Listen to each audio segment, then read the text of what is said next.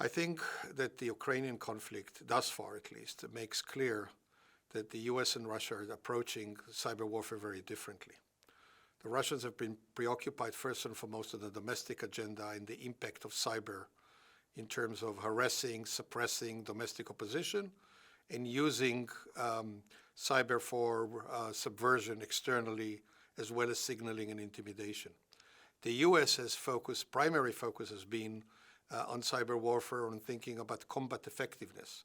How do you retard the adversary's capacity to resist what it is that the US is trying to do? That's one part of the equation. I think the second part of the equation is collateral damage. The US is trying to avoid it as much as it can.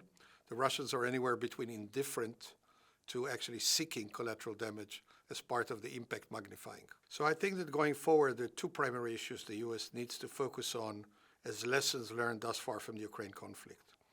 The first, and maybe the most immediate, is that once fighting starts, cyber is at best a secondary element in the equation.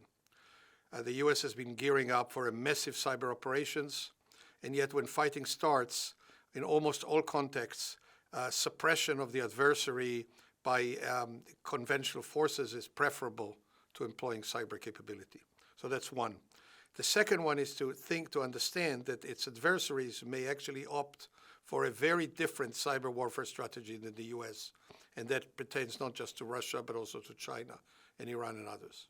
So concretely, thinking ahead, it will be useful for the United States to internalize that its adversaries in the cyber warfare domain may not focus as much on combat effectiveness using cyber. The Russians would do it probably through electronic warfare instead, and firepower, and instead understand that what they should be anticipating from Russia and for others emulating its doctrine, like Iran and China and so on, would be more efforts directed at subversion, intimidation, and signaling.